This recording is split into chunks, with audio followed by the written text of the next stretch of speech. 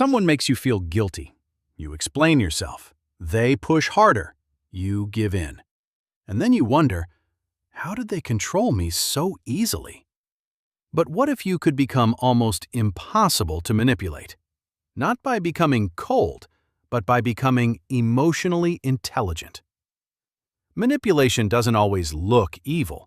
Sometimes it looks like a friend saying, "I thought you cared about me." A partner saying, "If you loved me, you'd do this." Or someone making you feel guilty for having a boundary. And suddenly, you're not making a decision anymore. You're trying to escape a feeling. That's the secret. Manipulation doesn't control your body. It controls the emotional engine driving your decisions. Fear, guilt, anger, insecurity. The moment someone learns which button to press, they can steer you. But emotional intelligence gives you something powerful, a pause. And inside that pause, you get your power back. Here are 5 signs you have a high emotional IQ. Sign 1. You don't react immediately. Imagine someone throws a match at you. Most people become the fire. They get angry, they argue, they defend themselves, they react. And the manipulator? They simply watch, because they know your reaction is now their steering wheel. But emotionally intelligent people do something different. They pause. They breathe. They ask, "Why am I feeling this?" Because emotions are signals, not commands. Anger can tell you something is wrong. Fear can warn you. Guilt can make you question yourself. But none of them should automatically control your next move. You don't have to obey every emotion that knocks on your door. You can open the door, look at it, and decide whether to let it in. That pause is your first layer of armor. Sign 2. You can handle being misunderstood. This one is painful, because humans are wired to belong. We want people to understand us, approve of us, accept us.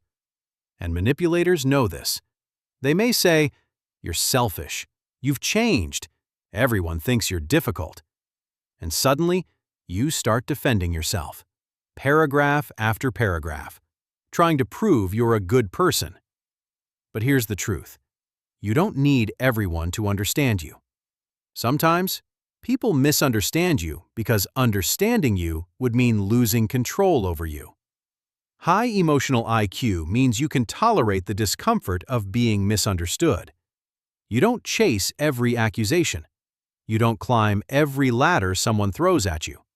You choose which ladders are worth climbing, because your peace is more valuable than winning every argument. Sign 3. You watch patterns, not promises.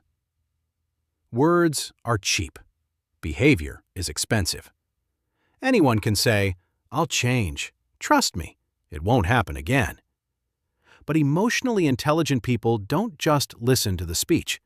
They watch the pattern. Once, maybe a mistake.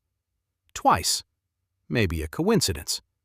But again, and again, and again? That's data. Think of someone's behavior like a fingerprint. One moment doesn't tell you everything, but repeated patterns reveal the person. High emotional IQ means you don't let one beautiful sentence erase 100 ugly actions. You don't judge people only by what they promise. You judge them by what they repeatedly do. Because manipulation often lives in the gap between words and patterns. Sign 4. You can say no without a 10-minute explanation. This is where things change. You say no, and someone asks why. So you explain. Then they argue. So you explain more. Then they find a hole in your explanation. And suddenly, your no becomes a negotiation. But here's the secret. A boundary is not a debate invitation. You don't need a 50-slide presentation to protect your time. You don't need permission to protect your energy. And you don't need to feel guilty for choosing yourself.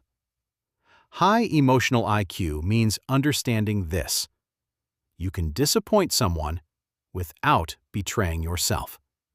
Your no doesn't make you cruel. Sometimes it makes you free. Sign 5. You know when someone is pushing your emotional buttons. Everyone has buttons.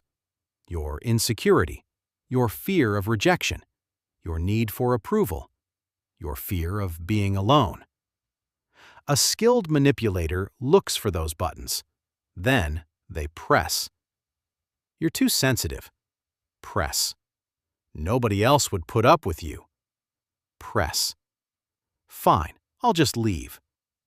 Press. And suddenly, you're no longer choosing. You're reacting. But high emotional intelligence gives you a superpower. You can catch the moment before the button controls you.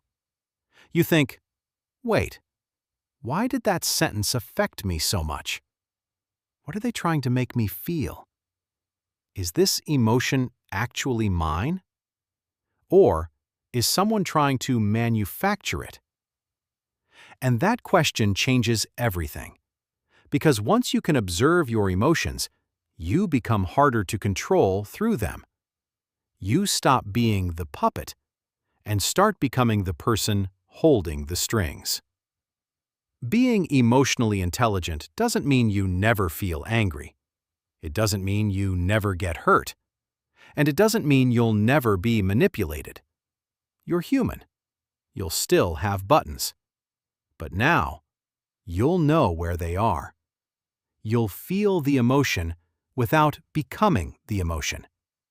You'll hear the words without surrendering your judgment. You'll care about people without abandoning yourself. And slowly, you become harder to control. Not because your heart became colder, but because your mind became stronger. That's emotional intelligence. Not controlling others, controlling the space between what happens and what you choose to do next. So the next time someone pushes your buttons, don't react. Pause. Observe. Choose. Because the most powerful person in the room isn't the one who controls everyone else. It's the one who can control themselves. If this video helped you understand yourself better, subscribe, because we're just getting started.